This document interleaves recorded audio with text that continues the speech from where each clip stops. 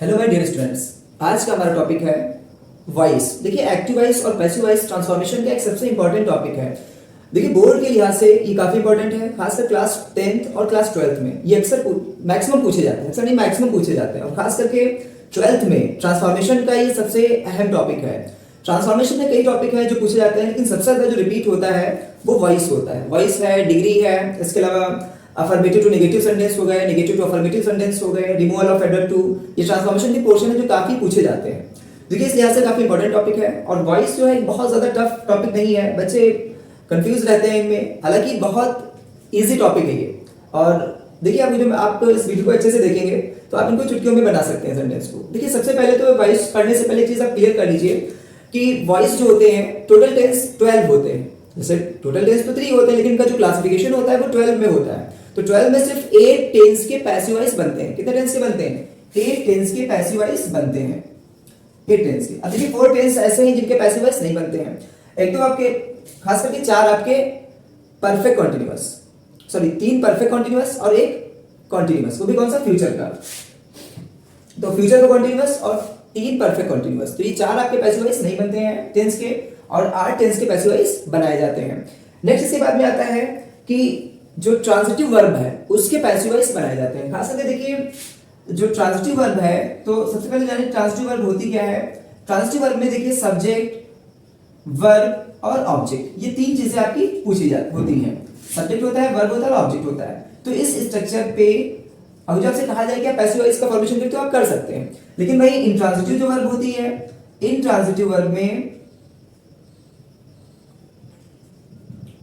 जो स्ट्रक्चर होता है सब्जेक्ट और वर्ब का होता है, इसमें ऑब्जेक्ट नहीं होता है, तो इस स्ट्रक्चर का पैसिव वॉइस नहीं बनेगा। तो अब देखिए सबसे पहले तो आप ट्रांजिटिव वर्ब के पैसिव वॉइस बनाएंगे, इंट्रांजिटिव वर्ब के पैसिव वॉइस का फॉर्मेशन नहीं होता है। अब एक चीज क्लियर करिए कि इसका स्ट्रक्चर क्या होता है। अब देखिए जानेंगे कि एक्टिव वॉइस और पैसिव वॉइस का फॉर्मेशन कैसे करते हैं।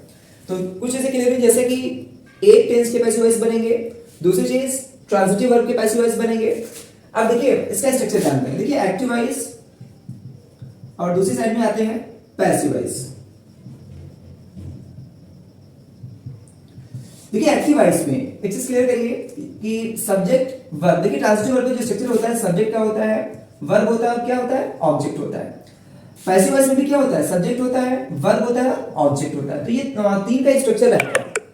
और एक चीज और ध्यान रखिए कि जो एक्टिव वॉइस का क्लियर करिएगा कि हमेशा ध्यान रखिए कि एक्टिव वॉइस में जो सेंटेंस की स्टार्टिंग होती है वो सब्जेक्ट से होती है, पैसिव वॉइस में जो सेंटेंस की स्टार्टिंग होती है वो ऑब्जेक्ट से होती है। देखिए इसका जो ऑब्जेक्ट है यहाँ सब्जेक्ट दिया जाएगा, ठीक है ना, और ये यूज होगा एज ए सब्जेक्ट। तो देखिए अब ध्यान रखिएगा एक्टिव वॉइस में देखिए जो वर्ब होती है वो कोई भी हो सकती है। वर्ब की फर्स्ट फॉर्म भी हो सकती है, वर्ब की फर्स्ट फॉर्म में एस या ईएस भी लगा हो सकता है। इसके अलावा वर्ब की सेकंड फॉर्म भी हो सकती है। इसके बाद में कुछ कंडीशन लगा करके, जैसे जब यहाँ पर आपको helping verb has, have, had, ये 3 कहीं पर भी मिल जाए तो आपको यहाँ पर क्या थर्ड फॉर्म भी मिल सकती है। इसके अलावा वर्ब में आईएनजी भी मिल सकता है जब यहाँ पर helping verb is, am are, was verb मौजूद हो। अब देखिए यही बात हम देखते हैं पैसिव वॉइस में। तो देखिए पैसिव वॉइस में सब्जेक्ट के बाद में जो वर्ब होगी वो हमेशा थर्ड फॉर्म ही आएगी। कौन सी फॉर्म आएगी? Third form. इसके अलावा ऑब्जेक्ट। अब देखिए थर्ड फॉर्म तो यहां आ गई, तो यहां पर क्या होगा? देखिए जब कभी भी आपको यहां पर थर्ड फॉर्म लिखनी हो तो आप क्या करेंगे? यहां पर हेल्पिंग वर्ब का यूज करना है। देखिए हेल्पिंग वर्ब का यूज यहां पर कंपलसरी होगा ही होगा। क्यों होगा? क्योंकि इस टेंस को आइडेंटिफाई करने के लिए आप यहां पर हेल्पिंग वर्ब लगाएंगे। भाई थर्ड फॉर्म है यहां पर, तो यहां पर हैज, हैव, हैड ही होना चाहिए, ऐसा नहीं है। पैसिव वॉइस में हेल्पिंग वर्ब ये शो करता है कि टेंस कौन सा है, ठीक है ना। और स्पेशल कंडीशन के लिए 3 कंडीशन इसमें आती है। एक तो आती है बी, दूसरी आती है बीन, और तीसरी आती है बीन। ये 3 कंडीशन आती है। इसके अलावा एक चीज और ध्यान रखिएगा, जो हमेशा यूज होता है वो होता है यूज प्रीपोजिशन का। क्या यूज होता है? प्रीपोजिशन का। तो प्रीपोजिशन देखिए मैक्सिमम जो है हम बाई का यूज करते हैं, बाकी कुछ प्रीपोजिशन है जिनके साथ में विद, एट और टू, इन सब का यूज करते हैं। अब देखिए सब्जेक्ट चला जाएगा ऑब्जेक्ट की जगह पर। मैंने बताया आपसे कि सब्जेक्ट कहां आएगा? ऑब्जेक्ट की जगह पर आएगा, और ऑब्जेक्ट कहां आ जाएगा? सब्जेक्ट की जगह पर। ये आपका स्ट्रक्चर हो गया। अब इसके बाद में अब हम जानेंगे कैसे इन कंडीशंस का यूज करते हैं। चीज और, हाँ, सब्जेक्ट आएगा ऑब्जेक्ट की जगह, ऑब्जेक्ट आएगा सब्जेक्ट की जगह। अब ध्यान रखिए जैसे बाय चांस यहाँ पर सब्जेक्ट क्या दे रखा है? आई दे रखा है, तो आई जब ऑब्जेक्ट की जगह जाएगा तो चेंज हो जाएगा मी में, यानी कि आई लास्ट में जाएगा, आई को इधर ले जाएंगे तो मी में चेंज होगा, और मी को जो इधर लाए इस साइड में सब्जेक्ट की जगह पर तो आई में चेंज हो जाएगा। सेम कंडीशन आएगी वी की, वी लास्ट में जाएगा तो अस में, अस इधर आएगा तो वी में। नेक्स्ट इसके बाद में यू आता है, तो यू जाएगा, इसका ऑब्जेक्ट क्या रहता है, यू ही रहता है। ऐसे ही का ऑब्जेक्ट क्या होता है, हिम, शी का ऑब्जेक्ट हर, इसके बाद में इट का ऑब्जेक्ट इट ही रहता है, और इसके बाद में आता है दे का ऑब्जेक्ट देम रहता है। तो ये आपके सब्जेक्ट और ऑब्जेक्ट का इंटरचेंज हो गया। अब देखते हैं कि कैसे हम इन कंडीशंस का यूज करते हैं, बी, बीन और बीइंग का। तो देखिए सबसे पहले तो यहां पर हेल्पिंग वर्ब की जगह पर, अब जो आपको कहीं पर भी नंबर 1 पर will, shall, would, should, can, could, may और माइट, ये कहीं पर भी यहां पर लिखे हुए मिल जाए तो आप क्या करेंगे, यहां पर बी कंडीशन का यूज करेंगे पैसिव वॉइस में। क्या करेंगे, बी कंडीशन का यूज करेंगे पैसिव वॉइस में। नेक्स्ट इसके बाद में कहीं पर भी आपको यहां पर क्या मींस एक्टिव वॉइस के जो एक्टिव वॉइस है इसमें हेल्पिंग वर्ब की जगह पर क्या लिखा मिल जाए, हैज, हैव, हैड लिखा मिल जाए। देखिए 3 ब्रदर्स होते हैं, हैज और हैव और हैड।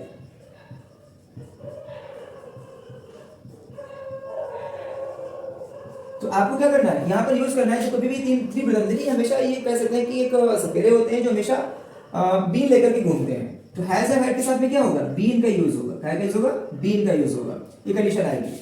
फिर तीसरी कंडीशन आती है जब कभी आपको क्या यहां हेल्पिंग वर्ब की जगह पर is am are was were मिल जाए। क्या लिखा मिल जाए, is am are was were. तो इसके लिए आप क्या करेंगे, साथ में क्या होगा, वर्ब में आईएनजी होगा। तो आपको क्या करना है कि बी में प्लस कर देना है आईएनजी का, यानी कि आपको यूज करना है बीइंग का। कहां पर, थर्ड वाली कंडीशन में, जहां पर हेल्पिंग वर्ब प्लस वर्ब में आईएनजी लिखा मिले, तो बीइंग कंडीशन का यूज हो जाएगा। इसके अलावा 2 कंडीशन और ध्यान रखिएगा। एक तो आपको क्या वर्ब की फर्स्ट फॉर्म कहीं लिखी मिल जाए, क्या लिखी मिल जाए, वर्ब की फर्स्ट फॉर्म। इसके अलावा फर्स्ट फॉर्म में एस या ईएस लिखा मिल जाए, एस या ईएस लगा हुआ मिल जाए, या फिर कहीं पर यहां पर हेल्पिंग वर्ब की जगह पर डू ना डज नॉट का यूज मिल जाए। क्या लिखा मिल जाए, डू और डज। तो आप हमेशा याद रखिए हेल्पिंग वर्ब की जगह पर आप इज एम आर का यूज करेंगे। फिर इसके बाद में नेक्स्ट है 5 कंडीशन नंबर 5 नंबर की कंडीशन। देखिए यहां पर क्या होता है कि आपको कहीं पर भी हेल्पिंग वर्ब की जगह पर डिड लिखा मिल जाए। क्या लिखा मिल जाए, डिड नॉट, और साथ में क्या वर्ब की सेकंड फॉर्म कहीं पर भी मिले या फर्स्ट फॉर्म मिल जाए। डिड हो, डिड के साथ में हमेशा वर्ब की फर्स्ट फॉर्म आती है, डिड नॉट के साथ में। इंट्रोगेटिव है तो नॉट हो या ना हो आपको वर्ब की फर्स्ट फॉर्म का यूज करना है। तो डिड लिखा मिल जाए या फिर वर्ब की सेकंड फॉर्म लिखी मिल जाए। आपको यूज करना है वाज वर हेल्पिंग वर्ब का, कहां पर, यहां पर। अब देखिए ये आपके 8 टेंस हो गए, ठीक है ना, 8 टेंस हो गए। 4 टेंस को छोड़ करके परफेक्ट कॉन्टिन्यूअस, प्रेजेंट का परफेक्ट कॉन्टिन्यूअस, पास्ट का परफेक्ट कॉन्टिन्यूअस, इसके अलावा फ्यूचर का परफेक्ट कॉन्टिन्यूअस, इसके अलावा फ्यूचर का कॉन्टिन्यूअस। इन 4 टेंस को छोड़ करके 8 टेंस के पैसिव वॉइस बनते हैं, जो कि आपने अभी देखे यहां पर बनते हुए। अब देखिए इनके कुछ एग्जांपल है, मैं आपको दिखाऊंगा यहां पर। देखिए फर्स्ट एग्जांपल यहां पर है, for example he writes a letter. Next example यहां पर लिखा हुआ है I write a letter. Next example है ही, यहां पे शी लिख सकते हैं कि ऑब्जेक्ट फिर चेंज करेंगे हम लोग, she wrote a letter. Next example मैं यहां पे लिख रहा हूं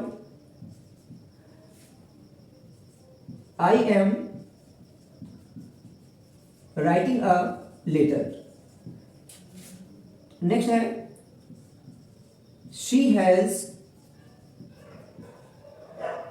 रिटन अ लेटर। नेक्स्ट इसके बाद में she will write a letter.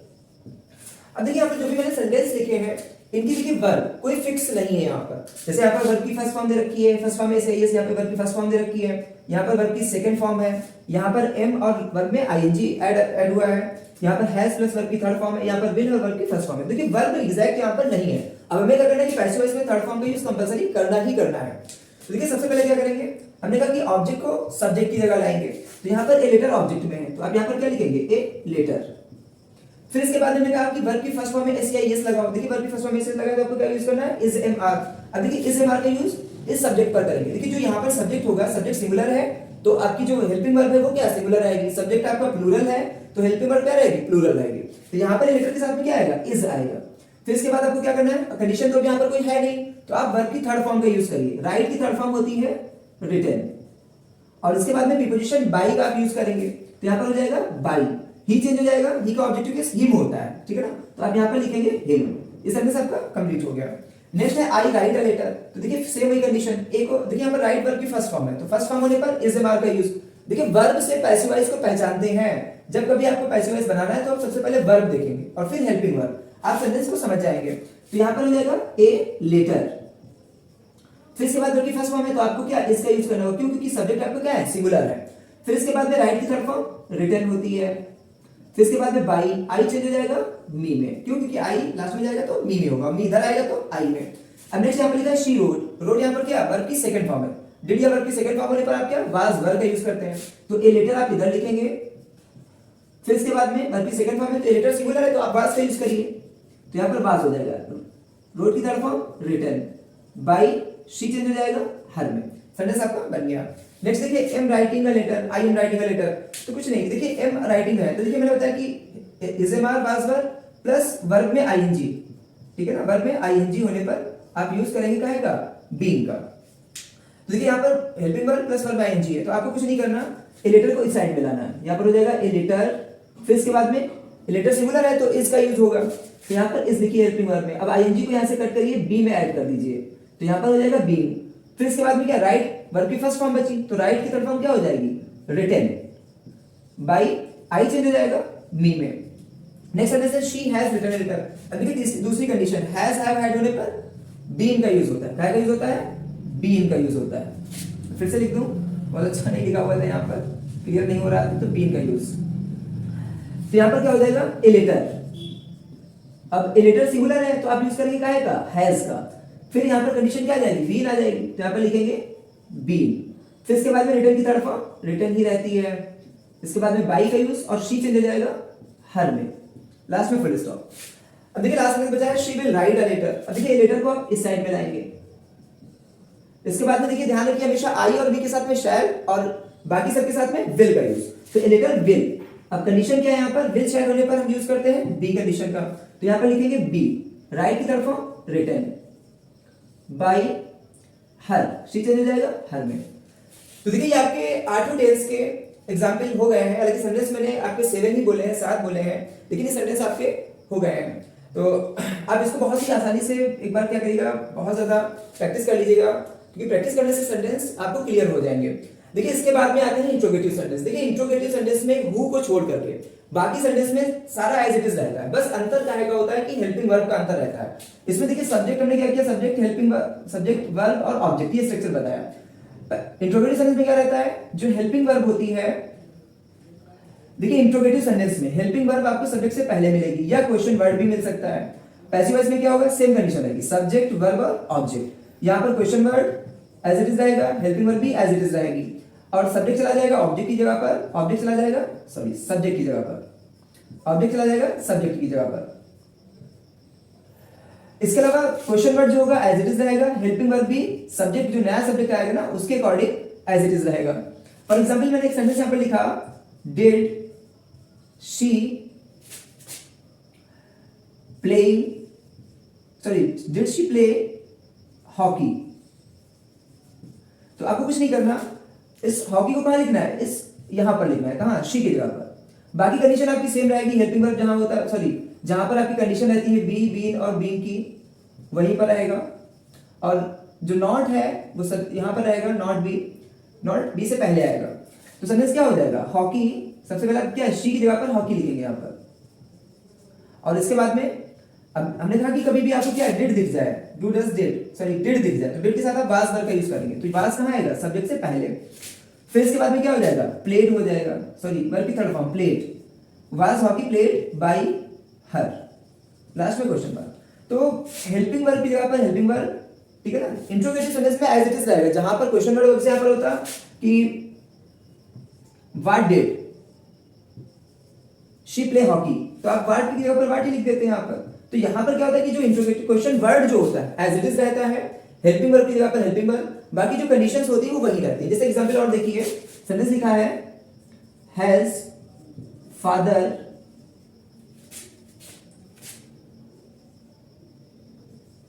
Beaten you. तो अब देखिए यहाँ पर क्या हो जाएगा, यू हैज है ना, तो फादर की जगह पर क्या हो जाएगा, यू। और यू के साथ क्या आता है, हैव आता है, तो have you been beaten by father. ये सेंटेंस आपका हो गया।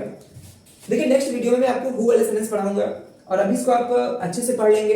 और एक चीज और ध्यान रखिएगा कि अभी दो टाइप के सेंटेंस और हैं जो सबसे ज्यादा बोर्ड में पूछे जाते हैं, वो है आपके इंपरेटिव सेंटेंस, और इसके बाद में आपका एक सेंटेंस होता है जो कंडीशनल सेंटेंस होते हैं, जिसमें टू बी या इट इज टाइम टू करके सेंटेंस होते हैं, वो कंडीशनल सेंटेंस होते हैं। उनको मैं आपको नेक्स्ट वीडियो में बताऊंगा। थैंक यू और बेस्ट ऑफ लक। आप अच्छे से तैयारी करिए बोर्ड की, और ताकि आपका फ्यूचर और अच्छा हो और आप अच्छे नंबर गेन कर सकें। Thank you.